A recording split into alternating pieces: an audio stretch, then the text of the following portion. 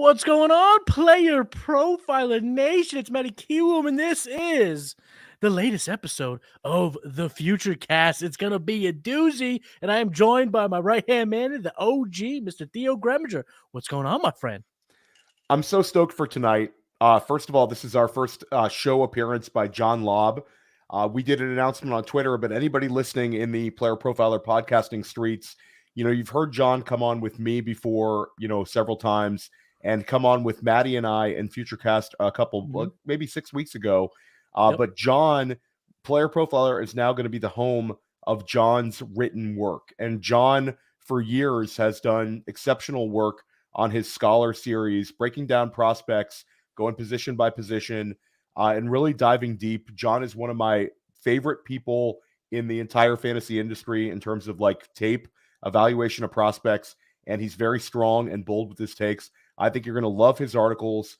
You're going to hear him on more Player Profiler podcasts and see him on more Player Profiler YouTube appearances.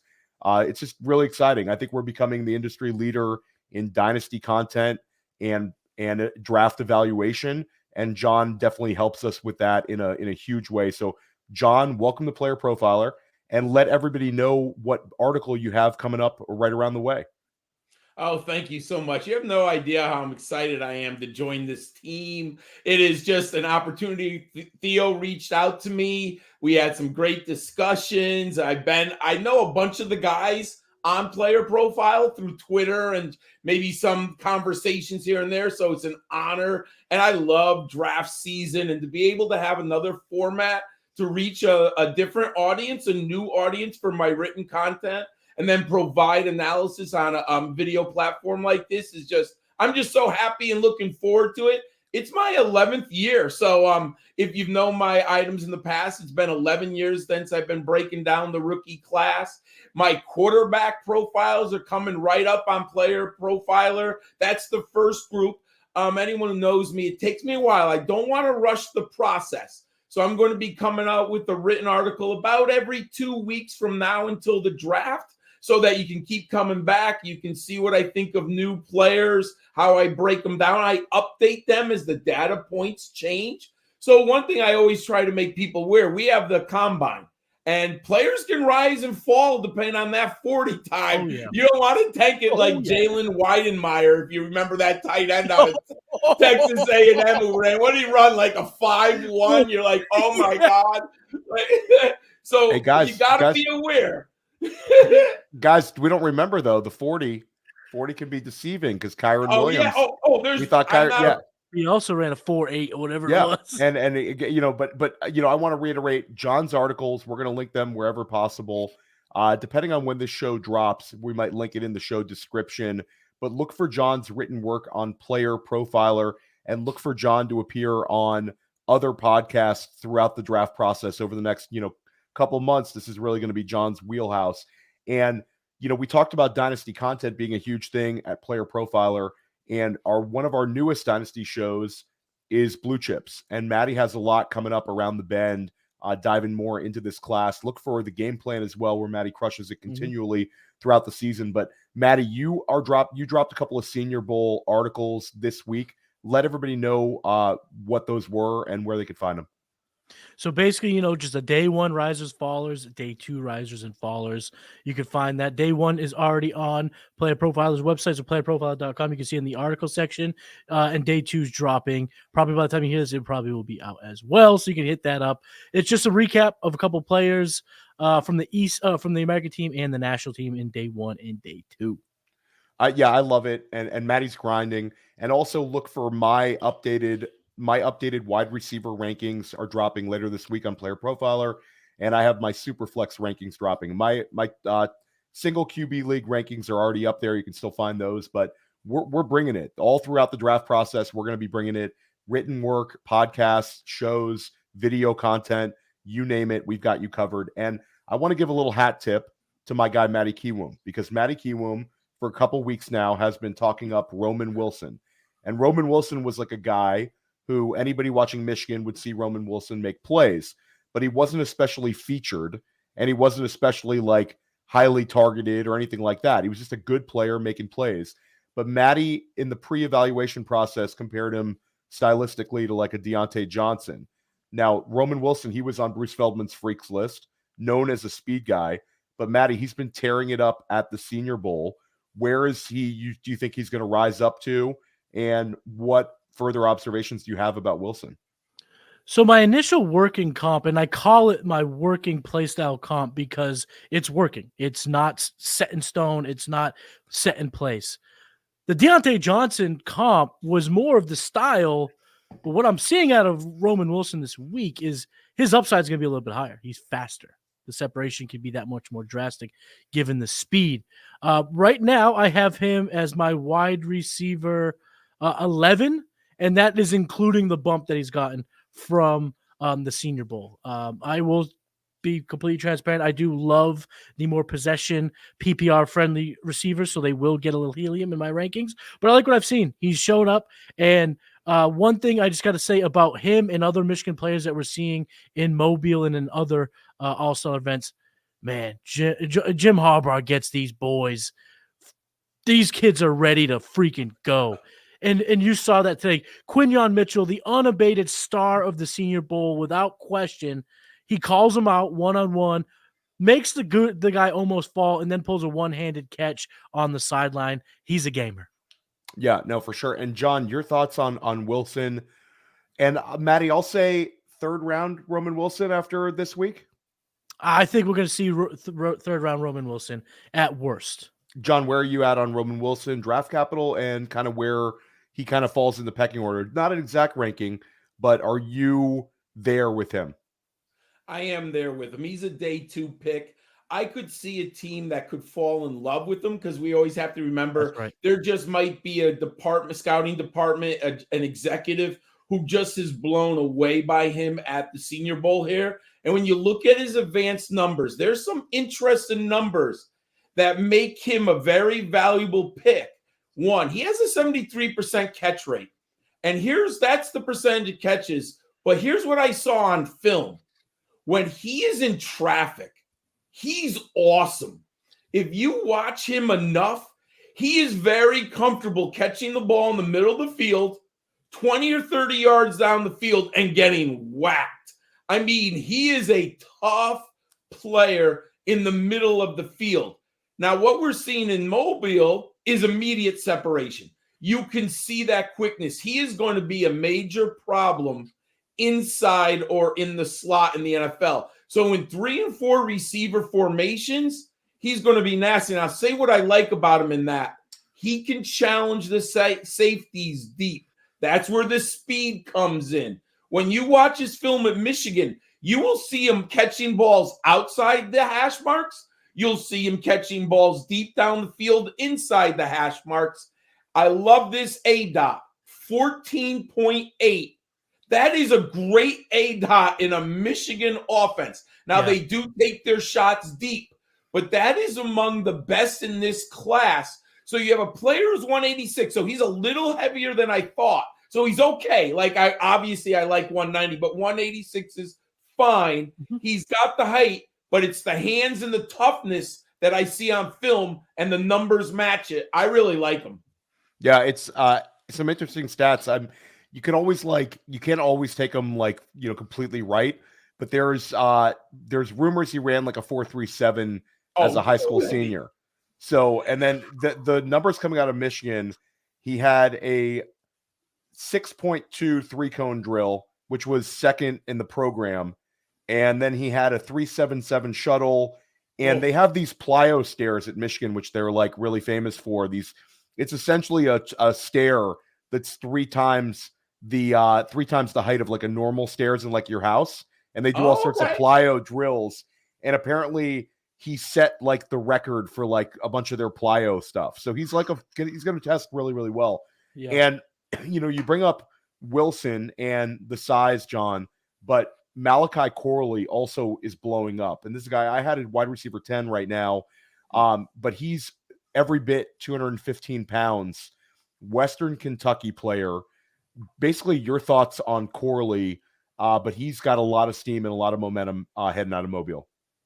Unbelievable college football player. If you've watched Western Kentucky and the Hilltoppers, he's just been fabulous. Yet, he is a G5 prospect. So we have to understand when he's more physical and he's dominating these players on film, we probably have a lot of players that aren't going to play in the NFL. So I'm very weary of that. Now, I like him. 70% catch rate, 26% dominator for the Hilltoppers. But I'm just going to I'm going to touch the brakes, my friends. This stat worries me. His ADOT was 5.5. I mean, that is brutal.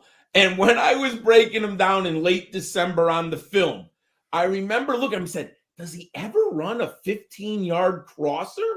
Like, I mean, I'm not saying I saw every route he ran in 3 years, but it's pretty hard to find a pattern where he's running 15 yards down the field. No question. Within that 5-yard zone, he's incredible. But then I see the ADOT, and it kind of matches what I saw on film, which I'll say this. This was my concern about Rondell Moore. The same thing coming out of Purdue. He had a very extremely low dot, and I could not find a pass on film 15 yards down the field. And it's turned out that I don't have any shares of Rondell Moore in Dynasty. I was a little concerned about that. I do think Malachi Corley's better, more physical. To me, he's more physical on film. So he's a better prospect. But that's a red flag to me. Matty Kiwoom, 69 forced missed tackles in his career at Western Kentucky. And like what John talks about, I don't know. I think it was kind of like stylistically the offense had a big game against Ohio State, had 8 catches, 88 yards, a touchdown against Ohio State. And, the yak ability, Matty, I think people are excited about that. Mm-hmm. And people also want these guys that can handle manufactured rushing attempts at the wide receiver position. So I think he's going to get round 2 draft capital. Where are you at on him, Matty? I had the same worries about him that John did. The ADOT is so concerning. Under 6 is kind of, it's wild. So he needed to show me something in Mobile. To his credit, he has basically made these D-backs look silly. He comes in looking like Deebo Samuel. And sometimes, throughout the evaluation process, when you use your eyes, it's impossible to not take the low-hanging fruit. He does look like Deebo down in Mobile. He does. He's playing like him. He's breaking things off. He does look good. He has come up in my ranks. He is right now at wide receiver a 13 for me. But he's still in that smattering. It's him, Tez Walker, Malik Washington, Javon Baker, Brendan Rice. This is going to be a jumbling of players that we are not even close to finding the finish line yet. But I could say that today he was one of my day 2 winners. I just liked what I saw on, in the highlights against team drills, but also in one-on-ones. He looked like a problem, and he's catching everything. To like John said, he has a good reception percentage, which is good. Well, guys, you've heard Matty Kiwoom and I do these mock draft shows, and we've done 2 rounds several times. We're going to attempt to do 3 rounds. This is truly sicko stuff right here. We're going to attempt to draft 36 players. Who got the first pick in this draft, Matty Kiwoom? I gave it to me. John picked second, and then I was going to give it to you, Theo, but then I looked back at our previous mocks. Do you realize you've taken Marvin Harrison every single one of our mocks? Well, that's, there's a reason for that because, greatness follows greatness, guys. So we're going to go, listen, we're going to attempt to do, I think, the first 3-round mock draft anywhere in fantasy football here. We're going to take a short break, and then we're ripping and running. Matty Kiwoom is OTC. Let's do it. This episode is brought to you by Rival Fantasy. Rival Fantasy, the coolest fantasy platform not enough people know about, but they will once I'm done, baby, because they're always innovating. They just rolled out seasonal leagues. We set them up for patrons, for our listeners, and they funded over $1,000 in payouts. That's what Rival's all about. They're always innovating. They already had the fantasy book where you can take overs and unders, stack them up, multiply your payout, but then they added challenges so you can set your own lines and put them out there for the community, and then you can browse the community's lines and say, hey, this guy's crazy, I'm going to take the other side. It's cool. And they have fantasy bingo. Rival Fantasy is reminding me how much fun I can have with fantasy football, and use that promo code PLAYER. The promo code is PLAYER. They give you a $100 instant deposit match plus $25 plus a free play. That promo code is PLAYER for up to $125 in deposit bonus and a free play. You can't beat it. We're back, fellas. We're back. Matty Kiwoom, you're OTC. So this is going to shock many. I am going to go with Roman Wilson. Just kidding. Not feeling at the Senior Bowl, but I'm not going to go Roman. I am going to take Marvin Harrison Jr. I'll make this quick with a floor of AJ Green with a lot more upside. Just give me one of the best receiving prospects we've seen in some time. Oh, before you pick, John, are we going tight end premium or simply regular PPR, Matty? Let's go regular PPR. I think we'll get the regular PPR. The adequate tight ends regular. Okay, regular PPR here. John Lob. It's very easy for me, and I'm going to be a little contrarian here. It's Malik Nabers. I actually have him ahead of Marvin Harrison Jr. I love his film. Wow. He's versatile. The numbers are actually a little better when you stack these two guys up. Malik Nabers, and man, he can play slot. He can play the X. He can beat you deep. He can beat you short. I just love him. Malik Nabers at number 2. Okay, I have a trade. We're gonna get off topic. I have a team that's absolutely loaded, and I have the 108. I keep trying to trade up for the 102 single QB league. I could trade a 2025 first, which I think will be very late, a 2025 second, which will be late, the 108, and then I got to maybe throw something else in. But I feel like that's appropriate price for Malik Nabers. Where are you at on that? It's single QB, John. I would do it. I love Malik Nabers. He has a ceiling of 1,500 yards and 12 touchdowns. I mean, what is there, maybe 5 of those, 6 of those in the NFL and any given year? I mean, in a PPR league, that he's a league winner. He's a league winner if he shows up in the playoffs. I mean, that to me is his ceiling. He could be a 20-point per game guy. I think I'm doing it. Yes. Not to get us off topic. We're already off topic. We got 34 more picks to go, guys. So we got to keep it on topic. Okay, so the 103, that's why I asked Matty for the tight end premium versus non-tight end premium, because I think if it's tight end premium scoring, I think it's a no-brainer here. But I'm going to push up Rome Odunze, because I think Rome Odunze is going to be drafted in the top 8 in the NFL draft. And there are some people that are putting him up there right there with Malik Nabers. I'm not there. I'm clearly Nabers at the wide receiver 2. But I think at the end of the day, Rome Odunze could be selected like at the 6th overall pick. And NFL teams love him. They're going to treat him like an alpha. Not quite the fantasy ceiling of Harrison Jr. or Nabers, but Rome Odunze is really, really good. So let's go with Odunze at the 103, giving Matty Kiwoom a gift at the 104. Daniel Jeremiah of NFL Network has Rome Odunze as his number 3 player on his big board. There is going to be a lot of helium behind that profile throughout the process if guys like DJ are already putting him on that high of a pedestal. But like you said, you left me with the other highly hyped prospect in Brock Bowers. Checks all the boxes. I think he's going to get premier draft capital. And now with Harbaugh in LA, that connection is you're going to hear the drum beats for that connection. It's only going to get louder.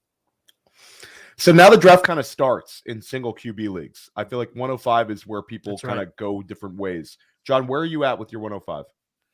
I've got to take the difference maker at quarterback here. I don't like any of the running. Yeah, I don't like any of the running backs. So I'm taking them off the board. I believe there's depth at the wide receiver. So I'm going to go Caleb Williams here. Because if you get that Jalen Hurts upside, you get that 800 yards with, almost double-digit touchdowns. You can't replace that. I'll go Caleb Williams. I love it. And we said, Matty, we had Ian Miller from the 33rd team, and I believe he took Caleb at the 106. Mm-hmm. John's taking him at the 105. I think this is going to become more and more commonplace as, people forget about the prospect fatigue and all that and realize that it's like the safest bet going. You don't have to make the correct wide receiver or running back pick. So, okay. So where are we at, Matty Kiwoom? So you are up now here with the 106, but when it comes to Caleb, I think what people will start to realize when you do the process out, you start just measuring up Caleb Williams to other prospects and you realize I can't take Franklin over Caleb Williams. I can't take these guys over Caleb when he's such a a highly, he's a hyped up prospect. And you said it on the Dynasty Life with Jax Falcone, Theo, and I just give you all the credit in the world for it because you're right. If he came out last year, he goes before CJ. He goes before Anthony Richardson. Easy. It's even a question. Yeah. So prospect fatigue is real. 105. I'm glad John took Caleb there because I think 106. I'm going to go Troy Franklin, and I think Troy Franklin's a guy like I've been continually flag planting. I was very disappointed to hear Cody Carpenter, trashing on Troy Franklin, but that's okay. That's okay. Jerome Simpson. I know. Can't stand for that. Come on, Cody. At the end of the day, I think Troy Franklin, he's going to get drafted right in that sweet spot, the back end of the first round. So many great landing spots when you start to galaxy brain that one. The next low BMI wide receiver to come into the league and be very, very fantasy friendly. But do I feel great about it at the 106? No. But I think here is a good spot. I'm happy to take him kind of anywhere between 106 and 112. But I will continue my flag plant for Troy Franklin. We're taking him at the 106. So here at the 107, to me, this is where running back truly comes into play. But I am actually not going to go running back just yet. I am going to take Brian Thomas. Brian Thomas has been one of my fastest quickest risers throughout this process. He's all the way up to wide receiver 4 for me. I know he was very touchdown dependent, but he has good yards per out run. He has a good PFF reception grade, and just the size and the potential matches at the end of the first round.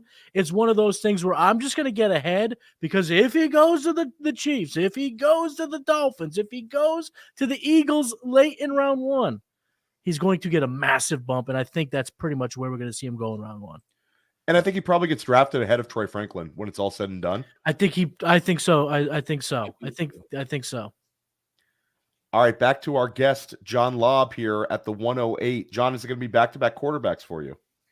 You guys made my decision difficult because both Franklin and Thomas were the two guys I was eyeballing. And Theo, I love Franklin. I'll just put it out there right now. I think he's much better than people give him credit for. No, I know. Last time, and I highly recommend John's last appearance on Futurecast. John will be back on Futurecast, but you talked up Troy Franklin, as did Matty Kiwoom last time. And I know you're big-time bullish on him. John, you've hit big time on your low BMI guys. You were very much a Jordan Addison guy last year. So when it comes to like evaluating skinny dudes, John's the guy. Which is ironic if you saw me all the way with the belly. But I'm going to go with upside here. And this is a tough spot. I'm going Drake Maye. I don't think people really have sat down, and Matty was talking about the process. When you plug in his 1,209 rushing yards, basically in 2 seasons, and his rushing equity, which is the percentage of the Tar Heels rushing attack, his best season was 32%. I like Drake Maye a ton. I don't have him as a better prospect than Caleb Williams. I think that's kind of a little bit of silly talk, but I love Drake Maye here for the upside. So this is a record for Drake Maye, the highest he's been selected in these single QB drafts. I don't know if I'm quite there, but I think that people are sleeping on his rushing upside. Matty, anything to add on Drake Maye? The more I watch Drake Maye, the less I see the Justin Herbert comp and more I see the projectability of a Josh Allen comp. Yes. And that's tantalizing. He's good with the ball running, man. And he's that DGAF type of runner. He will jump over defenders. He will lower his shoulder. He's got that cowboy in him that Josh Allen has. He does. He's good. So I will flag plant again, and I'm going to go Braelon Allen here at the 109. And Braelon Allen, that's a guy that I have as my running back 1. I know we're not in love with the running back class as a whole compared to the last few years, but Matty and I have talked about this on countless Futurecasts. Braelon Allen, the people saying he's going to go in the 4th or 5th round are nuts. He's going to go on day 2. Somebody's going to take him. And there's a couple of teams where if he lands correctly, it's going to go in fuego, and he could be the 105. So I'm going to go Braelon Allen here, and I feel pretty good about it. Again, I wouldn't feel as good about it as it was last year taking the RB1, but I feel good about it here at the 109. 6'2", 245 pounds. Yeah. He has a real path to the Cowboys or the Eagles. There's a path to big time hype behind this kid. Baltimore Ravens, guys. Baltimore Ravens. There's another one. There's another one. Yeah, absolutely. John, just quick question, because Matty and I have talked about it a while, but he caught like 28 passes this year. Did you see improvement, or was this just a Wisconsin's like, you know what, we need to pass the ball a little bit more to the running backs? No, I thought he improved because they brought in a new coordinator. I can't remember his name, but he had been at UNC for years. And they made a conscious effort of get Braelon Allen more involved in the passing game. I thought he looked better as a pass receiver out of the backfield because I believe that the coaching staff, when Luke Fickell went there, kind of told him behind closed doors, we want to help you improve your draft stock. Stay with us. Don't transfer. Stay here. And you saw an improved pass receiver. I thought he was much better. He's competent at the NFL level. No question in my book. Love it. So here I am with my last pick in the first round. And to be honest, there's a lot of running backs I like, not a ton that I love. And there's this grouping here at wide receivers that I need to see play out before I get excited about one over the other. So I'm going to take the player that's the top of his position. I'm going to take Jayden Daniels and one quarterback. We've heard this from Cody on past mocks that he believes that he has as much value as the other two based on the rushing upside, 1,200 yards this past year. So I'm going to go ahead and lock him up at the 110. This is a record, guys. This is a record for Ian Miller. We had 2 in the first round. Drake Maye, I think, went early second. Now they're all gone by pick 110. What a class of quarterbacks. It's a good class. I would have taken Jayden Daniels at 11. You can't. I was going to take him at 12 too. I was going to make it one. So he's the quarterbacks at this tier. They're clearly above the tier running back, the tier receivers that we're currently sitting at. So I'm going to go, and I'm not being a homer here. So honestly, folks, when the process is done, people are going to love this player. I'm taking Blake Corum. His toughness between the tackles. And I think I've spoken with Theo about this on other shows. His vision in between the guards is extraordinary. He can run in a phone booth. He's tough. And I know some people say goal line running isn't a skill. I've watched 40 years of football. Goal line running is a skill. He is awesome at the goal line. And I wonder, folks, is Jim Harbaugh going to take him in the second round in San Diego? I think Austin Eckler's out. I know that might be hearsay, but these coaches love their guys. And remember what Jimmy Johnson did when he went to Dallas in the 90s. You get your guys. I think Blake Corum would be really nasty with Justin Herbert. I like him. I'm going to take him here. If he takes Blake Corum in the second round, because there's all these people saying Blake Corum in the third round to the Chargers. I think they have like 68th pick. But if Blake Corum gets that top 45 NFL draft capital, you're talking about the 105, and he's old. He's ready to come in and handle a high workload. Yes. That would be the ideal landing spot. I love that one. 112, you guys both take quarterbacks, so I can't go QB here. 112, I'm gonna, it's got to be a wide receiver for me here, guys, and I could go several ways, but I'm gonna go with the guy that I think is gonna have the highest draft capital, and that's Keon Coleman. And I know he's polarizing. This is Matty Kiwoom's fade, but he's 20 years old. This is a guy with size who I think is going to be drafted in the first round. I have a little less clarity about a couple of the wide receivers right behind him, but I think an NFL team is going to take a shot on Keon Coleman in the first round. Matty Kiwoom, go ahead, hate. It's not that I hate. It's just what we're trying to do, and John, you could speak to this, is we're trying to build narratives throughout this offseason, and we need these data points to help us solidify these narratives. And right now, I just need Keon Coleman to tell me why he's hyped, but because his numbers are so bad. His underlying metrics are bad. His production, his surface stats aren't great. I need him to show me why he's special, and we haven't got to his turn yet. It probably will be in Indianapolis at the Combine, and he could shoot up my rankings. But as of right now, he's a receiver in a group of receivers who hasn't shown me what he does special yet. Matty, I agree. I don't know where he wins other than size. And in general, that's not a winning formula. You have to separate, or you have to win deep. You have to have second level separation. You have to kick return so you're good in open space. Other than being big, I just don't know where he wins. And the underlying metrics are not very impressive. So I need to see more too. A little pushback. It was only 1 year at Florida State. And then at Michigan State, we could say that those guys were not well used. Good enough athlete that he played basketball for Tom Izzo. Yep. And guys, we're talking about a guy his size, and they did use him on special teams as a returner. So they're put 3 touchdowns on the LSU Tigers. So we have seen it a little bit. So I'm willing to be wrong, and I do think Keon Coleman could bust, maybe more so than a couple of the wide receivers behind him. But I do think that some NFL team might see him and say, this is an X. This is a guy we're just going to throw in there. This is RT Higgins, and that's it. So contested catches, red zone usage, they're going to find different ways to use him. But, yeah, he could absolutely bust. There's a bust every year, and maybe I just took the bust in the first round, guys.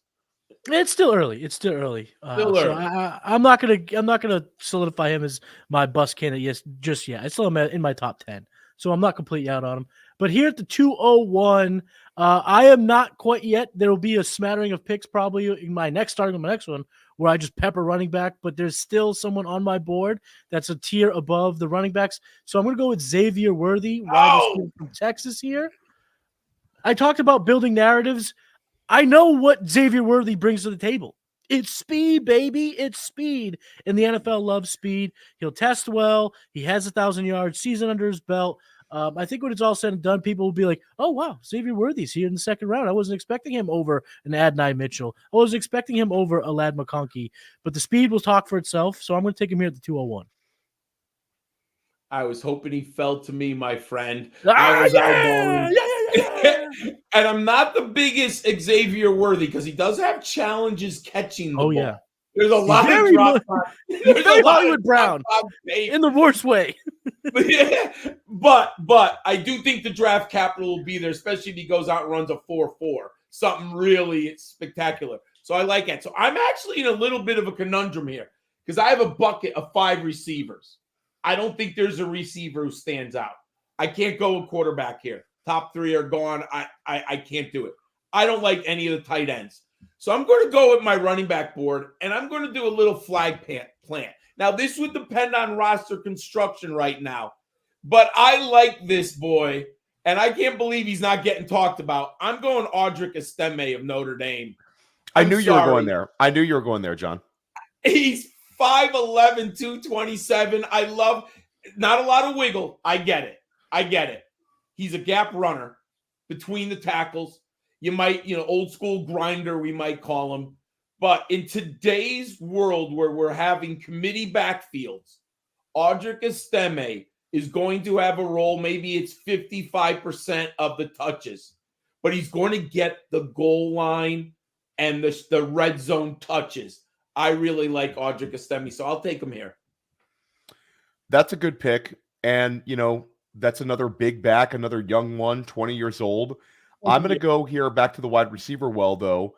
Matty Kiwoom took Xavier Worthy, so I'm going to take his teammate. I'm going to take Adonai Mitchell, who we've spoke glowingly about on Futurecast, and Cody Carpenter loves Adonai Mitchell. Mm-hmm. And I have Adonai Mitchell in my rankings as 9th overall. But I realize it's kind of a wide gap right there with a little bit of flexibility. So I'm very happy to get Adonai Mitchell here. I think he'll get top 45 draft capital, if not be a first-round draft pick. Whew, that's a good pick. Adonai Mitchell was absolutely been my pick here if he had fallen to me, so good pick. Again, I think I'm going to hold off one more pick at the running backs because I still have a number of guys, and I want to grab this player, and I think what I'm doing is making a change in my rankings because I have Xavier Legette as my highest-rated wide receiver, but I just can't let Roman Wilson get away from me right now. I love what I'm just seeing, and I said it earlier in the show. I just love good possession, separation wide receivers. The Deontay Johnson archetype is something I always gravitate to in my PPR leagues. You're talking about a guy like that with speed, intense speed. Now you're starting to talk about the Tyler Lockett's type of that profile, a little bit taller than Tyler Lockett. Maybe not as fast, maybe not as clean as a full route runner, but something in that realm. And I'm just going to go with Roman Wilson. And I think now I got to make a little change in my ranks. There's no better truth serum in fantasy football and in life than on the clock. On the clock reveals so much, guys. That's right. So that's a steam right there. That's Roman Wilson's steam. First time he's gone inside the first 2 rounds here on a Futurecast mock draft. So the train has left the station, guys. This is Roman Wilson now as a 2nd round pick. Back to John. I'm going to go where I think this might be a reach, but in tight end leagues, we're not doing one, but this ceiling on this player and what we saw amongst the rookie tight ends this year, I love the tape at times. I don't know why he disappeared in this Texas offense. Ja'Tavion Sanders, man, there's some numbers that I really like.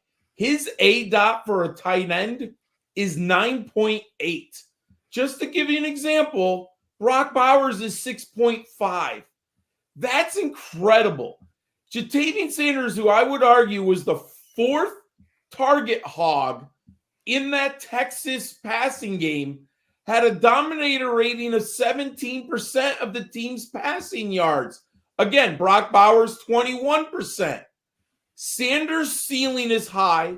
It's a little risky, but I do like the tape that I've seen when he's being used. I'll take Sanders, and I think people are going to push, an NFL executive is going to push him up the board. Way big. Yep. I've been You're going to like him. in love with Sanders. People forget he was the tight end prospect coming out of high school, not Brock Bowers.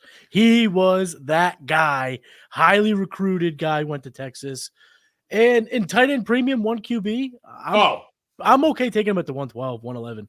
Oh, yeah. I think in FFPC leagues, he's going to go inside maybe 110, somewhere around there. Because guys like, you say, why did he regress a little bit this year? Adonai Mitchell. And I feel like they were just more balanced. That's right. Yeah. So, that's right. but guys, who has the most catches in Texas history at the tight end position? Ja'Tavion Sanders. And he did it at like 19. So the guy's a baller. And also in this class, it's tough to make bets. I'll wonder if another tight end is going to go in the first 36 picks here.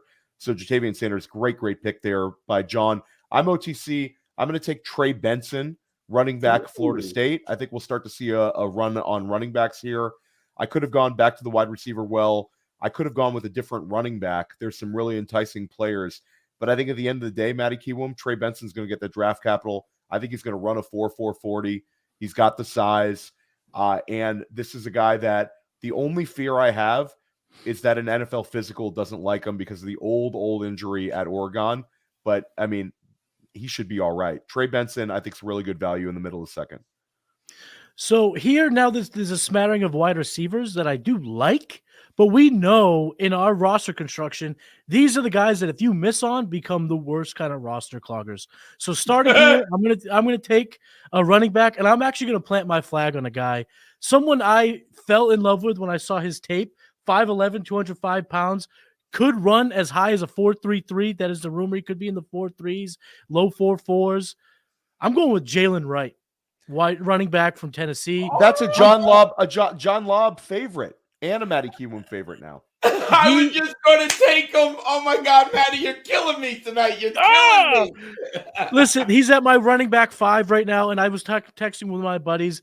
He has top 3, top 2 upside because there is just a wide open void of who is going to fill in these spots. I think Blake Corum is great, and I think the NFL is going to love him. So he's going to have to stay up in those ranks. I don't think he falls lower than running back 4.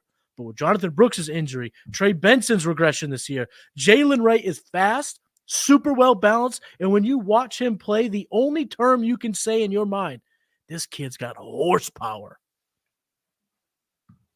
I love it. And he misses the Senior Bowl, guys. Misses the Senior Bowl, so people are going to have to wait in anticipation.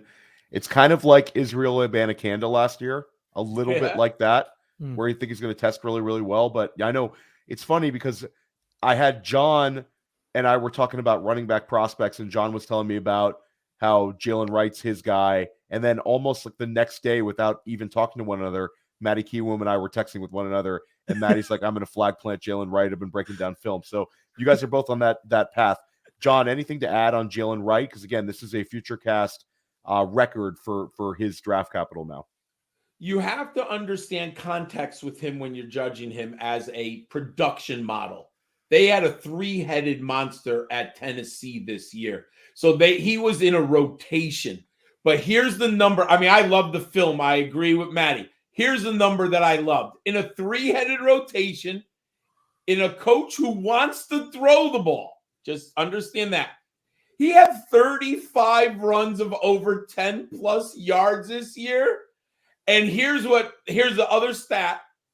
His yards after contact is 4.35, which is the best out of the top 26 running backs that I have graded.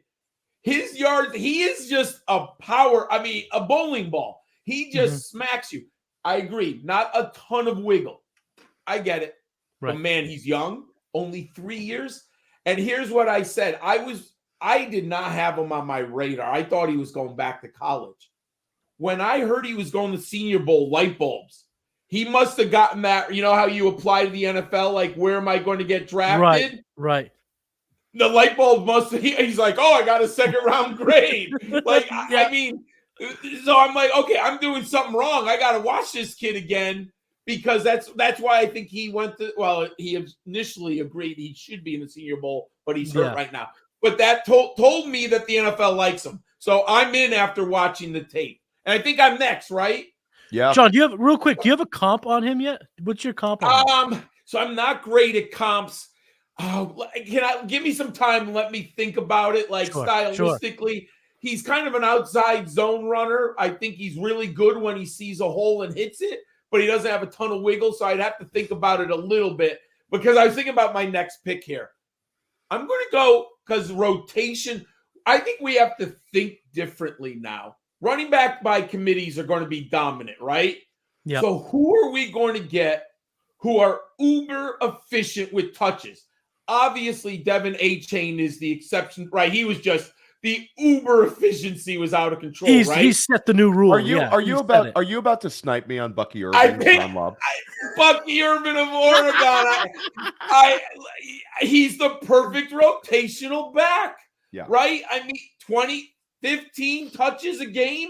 You might get 100 yards rushing, a touchdown, 4 receptions. He's 190. I really like Bucky. 92 career receptions. No, I got it right. 92 career receptions. I'll take Bucky Irving here. I love the pick. It's a great pick. And I think that he's going to be the guy because we saw so many 190-pound backs succeed this past season that people are going to be really, really excited to draft him in their rookie drafts. Whereas a couple of years ago, maybe you get lucky and Bucky Irving might land to you in the 3rd round. I think he's going to be a lock for 2nd round. Fun player. You guys are making me want to take a running back now because we're going running back. So I'll keep going, and I'm going to do a little running back cleanup, and I'm going to take maybe the best running back in this draft class who had the worst injury luck, and that's Jonathan Brooks of Texas. So I have Jonathan Brooks right around RB5, RB6 because of the injury. But if he didn't get injured, I think we would have been taking him at the 105, the 106 in this draft. So I'm very happy to take the injury discount and take Jonathan Brooks, our 4th Texas Longhorn, to go off the board. Man, this is another lesson. We've said it on past Futurecast episodes, but it's worth repeating. Go get 2s and 3s if you are a contending team. They're loaded. You are going to be able to load up at running back, and I'm going to keep the train rolling. I'm going to take probably the best back down in Mobile, Marshawn Lloyd. Marshawn Lloyd's probably not going to get the pristine draft capital. He's already proven that he could be a 1 and 2 down rusher, but what he's showing in Mobile is he's better in the passing game than people were expecting. So he's one of those guys. He can go late. He might not be a major factor in the early parts of the NFL season, but an injury occurs, a benching occurs, something happens. All of a sudden, he's thrust into a workhorse load, and I think he's got the skill set to take care of business. Love it. Absolutely love it. I think the value's there, and he is skyrocketing. And guys, I've been impressed with him. Just from now on, we got one complaint to somebody said that, Matty, we sometimes don't say the college name. So for the whole 3rd round, we're going to say the college name. But Marshawn Lloyd is easy. USC to USC. USC. South Carolina to USC. Yeah. It doesn't get better than that, guys. You can always remember that one. So we just to reiterate, guys, we've now had 5 straight running backs go off the board. This has been a running back heavy back half of the 2nd round. And I do agree the values in I love Matty's philosophy. If you could get 3 second rounders somehow, if you need backfield help, and if you just hit on one of them, you get Devin Achan or you get, Gibbs was a first rounder, but you can get that rookie running back. But I'm going to go on my wide receiver board. So I'm going to I don't like the quarterbacks. I think they're third round dynasty quarterbacks right now, because I think you might have to wait. Obviously, landing spot's going to matter. But I still believe in this guy, even though the reports out of the Senior Bowl Mobile are not great. I'm going to take Devontae Walker here. I think he fell a little bit. I still like him. I do think landing spot's going to matter in draft capital, but my film evaluation, I like him. And I'll say with this, I talked about this with my former teammate, or my teammate Matt Hicks. I don't think there's a better receiver on a 12-yard crosser in the draft than Devontae Walker. I think he's absolutely amazing at that play. We're going to have to get Matt Hicks on and have to go 4 rounds, guys. Maybe 3. True sicko mode. That's just like, turn it off, guys. We've had enough. No, we're going to go another round. So here at the 212, guys, easy. You guys give me a gift. I'm taking Ladd McConkey. Ladd McConkey, the winner of the Senior Bowl. I comfortably have him in the second round anyway for these rookie drafts. I think the size, the measurables were good. The tape looks good. This is a guy that I think is going to have the draft capital. John, I know we talked about in the pre-show, like kind of what is he? I think he's a slot, but this is a guy that, he had manufactured running attempts at Georgia. He's a good returner, and it's a guy that got on the field for a loaded Georgia team as a freshman. So I think Ladd McConkey NFL teams are going to like him more than maybe fantasy managers do right now. Happy to get him at the 212. I like the pick. He's a Georgia Bulldog, guys. Georgia. We'll say the college. And he's a immediate contributor. He will be there right. Oh, and Devontae Walker was at UNC. So I didn't say it. North Carolina, for those who don't know UNC. Kent State Flash to UNC. Kent State. All these transfers, guys. It's so many transfers now. It's a wonderful thing. We should just it's almost like you got to say 2 colleges now. It's a lot of fun. Yes, there's a feeding process now, and that's being used through the transfer portal. Now at the 301, so I'm going to take Xavier Legette from wide receiver from South Carolina. Big, but not that big.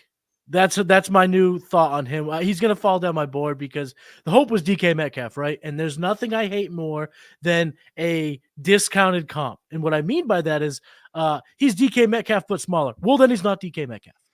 That's how I feel. Or a couple years ago, it was Justin Fields. Justin Fields is like a smaller Cam Newton. Well, then he's not Cam Newton because part of Cam Newton's game is that size. You can't be a slower version or smaller version and be that comp and me be happy about it. So I'm not happy with what I've seen down in Mobile, the measurements exclusively. But at the 301, I'm okay taking the lottery ticket on somebody that's going to be big, fast, and looks like he has some body control to win at the NFL level.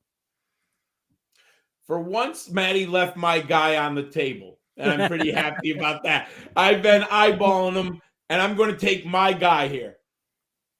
Out of Central Florida, via Alabama, I'm taking Javon Baker, the wide receiver. Kind of impressed some people, still off the radar.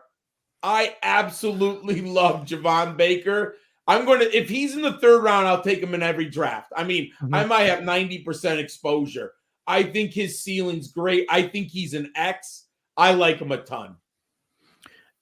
And for me, Baker, in your sharper leagues, I think he'll be there in the 3rd because I do think that this running back kind of run that we saw tonight is going to be what happens more often than not when you got a lot of sharp people in the draft. But in your casual leagues, I think Baker's going to be a 2nd-round pick. He's going to look fantastic throughout the process. Cody Carpenter, a big Javon Baker guy as well. This one for me at the 303, I'm going to go with Malachi Corley, another Senior Bowl winner. We talked about him early in the show. I'm going to remain bullish on him, and it's a guy that I think could land in the 2nd round of the NFL draft. Western Kentucky Hilltopper. And guys, people talk about the competition. Look at the box scores. Any single time they played a Big Ten school, he had like 7 or more receptions. So Malachi Corley, low ADOT specialist, bowling ball of a wide receiver. So I'm up with the 304, and I'm gonna. People know this. If you've been watching the Futurecast, follow me along. You know I'm a Bo Nix guy. I've been a believer in Bo Nix. He has been my QB4, but I'm not selecting Bo Nix right now. I'm gonna take JJ McCarthy here. Oh, The youngest quarterback in the upper echelon grouping. And like I said earlier, I'm trying to build narratives throughout the offseason. And one of the narratives that I am very confident in is that this offseason competition between Penix and Nix, only one will come out as a first-round pick. I think the other falls. And quite frankly, down in Mobile, neither Penix nor Nix is really taking control of that quarterback 4 spot, leaving the door open for a guy with crazy upside in JJ McCarthy. Everyone can say what they want. John, you know this to be true because you're a Michigan fan. Everyone under the sun is saying, well, he didn't have to throw the ball. How could you be happy? This kid came in as a solid, no doubt, blue chip quarterback prospect, one of the greatest prospects, I think it was in Illinois history. If I'm not mistaken. I think it was Illinois. Yeah, this kid's a stud. And the fact that he decided to go to the NFL at 20 years old, coming off a national championship, tells you again that consultant, whatever that committee is, said, listen, man, the NFL is going to like you. And I think he just has more upside over the long term. And that's what I'm looking for here in the 3rd round. I wanted McCarthy, but I'm going to take your guy then. And I have him make a trade. I have them slotted right next to each other. And I know people, the reports out of Oregon quarterback Bo Nix are not extremely positive out of Senior Bowl at Mobile. But I'll say this. I can't discount 3 years of film study and then just say he's had 2-3 bad days that I'm going to be off of him. In a single quarterback league, you're looking for upside in the 3rd round. Bo Nix had over 1,600 career yards rushing. And my favorite stat in the draft, 113 touchdowns passing and only 26 interceptions. That's insanity. I know I know the yards per attempt is low. I get it. I know it's a little bit of scheme in Oregon. I get it. But I still think he's a 2nd-round value in the NFL. I'll take Bo Nix there. Broke all of Marcus Mariota's single-season records. I mean, that's right. Not bad, guys. Not bad. No, not bad. So here, I'm going to go with Will Shipley, running back Clemson, which I feel like 3rd round is a good one because Will Shipley can catch the football. There's literally no buzz on Will Shipley right now at all. But at the end of the day, the guy had nearly 90 receptions as a Clemson Tiger, ran for nearly 3,000 yards as a Clemson Tiger. I think that at the end of the day, someone's going to take him in the 4th round, maybe the 5th round of the NFL draft. I love Shipley. I've been looking at him, Theo. There's no buzz. None. You might, I mean, we're we love this, right? You might get Shipley in the 4th or 5th round if you're lucky in other drafts because he is much better than he's being given credit, and there's no buzz on him. Yeah, he was early breakout. I was just say he's good. Yeah, early. Exactly. That's exactly early breakout. Big time school. I'm up here at the 307. Will Shipley went to Clemson. We'll make sure we put that up there. I make sure. So these 2 running backs I have similarly ranked as of this point. You took Shipley. I'll take the other one. I'm going to take Dylan Lobby, a running back from UNH. The reason why I'm taking Lobby is his versatility in the passing game and in the running game. In back-to-back days down in Mobile, he's clocked over 20 miles per hour. The Rex Burkhead comparison, even though he looks exactly like him, has to stop. He's big, he's fast, he's effective, and I think even if he doesn't get the requisite draft capital to get you excited early on, the skill set in the role that he'll get in a potential committee is what is going to eventually give him some playing time. So I'm going to take Lobby here, UNH at the 307. And guys, you know where he's from? He's from Long Island. Strong Island, baby. He's from the same county as my wife. He's from Suffolk County, Long Island, from way out east near the Hamptons. And like Dylan Laub was like a mega producer in high school, goes to a small college and dominates. And Matty, he can catch the football, like you said. This is a guy that's all-purpose yardage. You've been talking about him for months, and now people are finally seeing it. Like, yeah, that's a great pick. I just want to add a stat. 171 career catches, and he's a really good receiver. If you watch the tape of him, He's catching balls 20 yards down the field outside the hash marks. He's like really, really good. I think he might be a better pass catcher than he is an actual running back in, 1st and 10. Like, I think he might have a real 60 catch upside season in the right offense. So I agree. I like him there. I'm going to put a flag plant on a wide receiver I like, who I think is going under the radar. I'm going to the Washington. And we got lucky that he had an opportunity to play this year because of injuries. I like Jalen Polk. I'll take. I was going to take him. You sniped me 2 times. You've sniped me twice. You sniped me in the 3rd round, John. That's sicko. That's right. He's 6'2", 204. I plugged in the numbers. I like the film. He's a good route runner. He's big. He's strong. I'm going to take the chance here that he lands in the right spot. Guys, this is one of those things where you're like, okay, I'm going to take him. I can kind of chill out a little bit. And now I'm scrambling, guys. I'm scrambling. I think that's a great pick. He's got the size to be a wide receiver 2 for a long time in the NFL.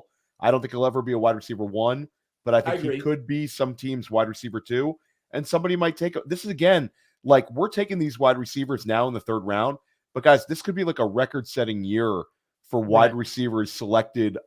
What's the record for the first 3 rounds, Matty? We got to look that one up. I don't know. Because I know the round one is 7.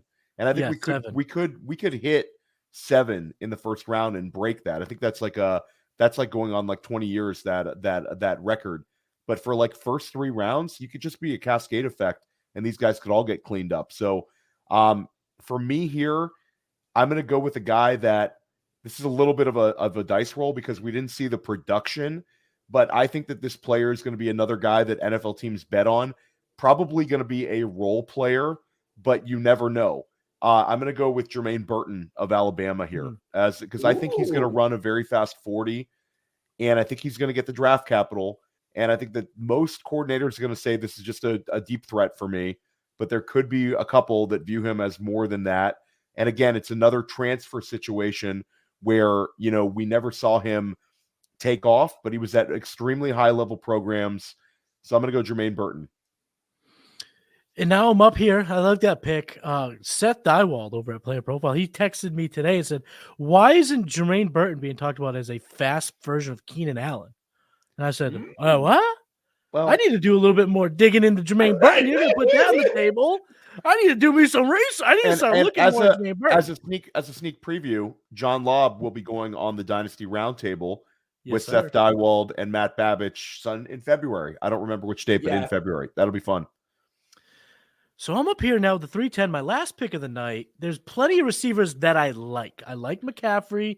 I like what Malik Washington. I like what Pearsall's done. I like what Ryan Flournoy's done, coming from a small school to Senior Bowl, proving that he deserves to be there with his size and his route running ability.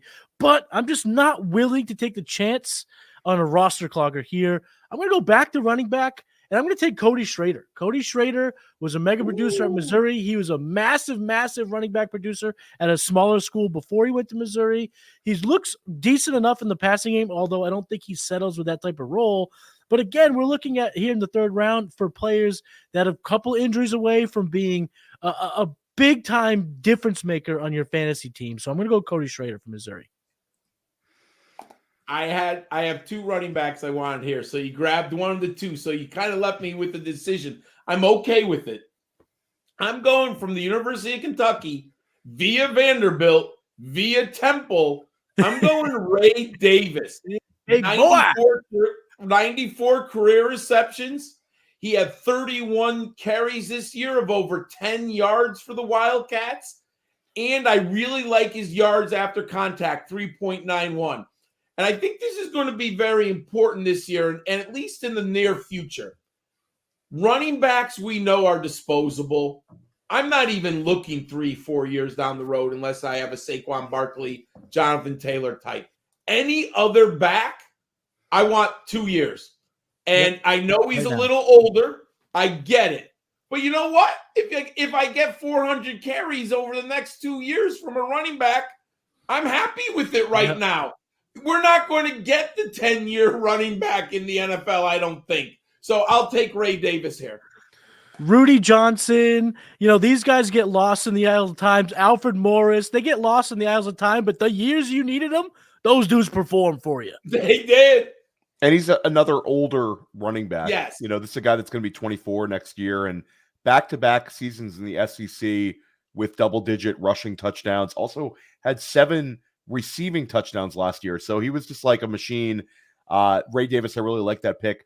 And I guess Mr. Irrelevant here, I'm gonna take Jacob Cowing, and I'm gonna end the run. Ooh. This is a guy we were taking in like the second round. The betrayal for Matty Kiwoom this week to see the real height on Jacob Cowing, expecting 5'11", the betrayal. But guys, even if he's 5'8", he can still catch the ball. Still was dynamic, and I think he'll be a role player for somebody, but really hard to get too excited about him at 5'8", but we always have Tank Dell, everyone.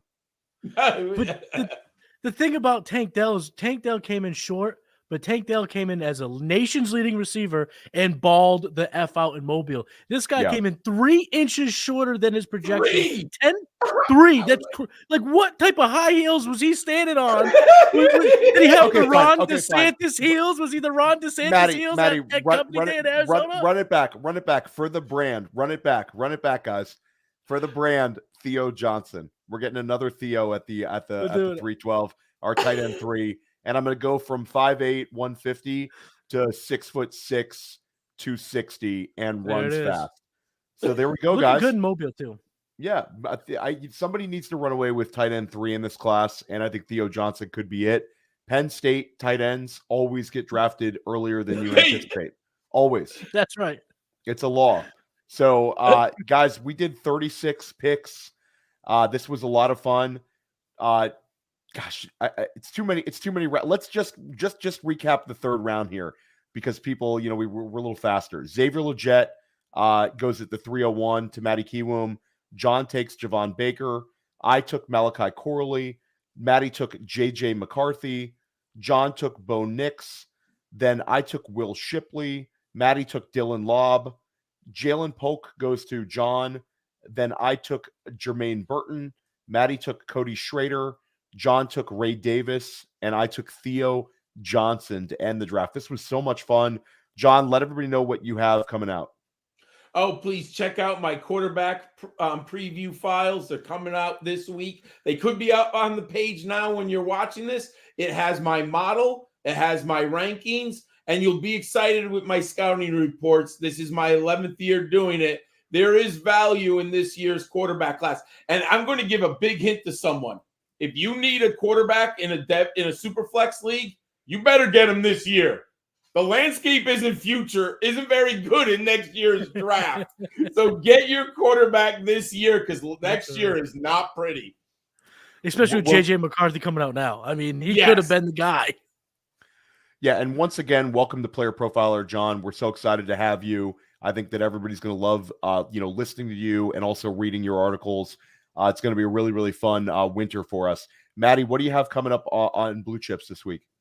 Blue Chips, we're going to just put the pin on the Senior Bowl recap, talking about risers, fallers, some of my favorites, some of my least favorites, all that stuff. We're going to put a pin on it because the Senior Bowl is the first real event that gets us going before we know it, we'll be in Detroit talking about who's on what team. Yeah, this was a great time today. Check us out on Futurecast pretty much every week, if not every other week. Moving forward, we're going to do a lot of shows like this. And Dynasty Life, I'm dropping one on Friday with Garrett Price of Dynasty Nerds. We're going to try to do a picks versus players, try to figure out the players we would trade for our particular rookie picks. It's going to be a really fun process. Guys, enjoy the Super Bowl if we don't drop an episode before the Super Bowl, and we'll be back soon at Futurecast. Peace. Hey, I want to take a moment to thank you for tuning in. It's important to me that all of our media be free. This is only possible because of you allowing a true independent sports media enterprise to thrive unlike any other in the business. So please subscribe to the All In Package to continue to make all of this possible, to ensure that all of our stats, information, data, content is available to you, especially you, the people that get the site and get the show.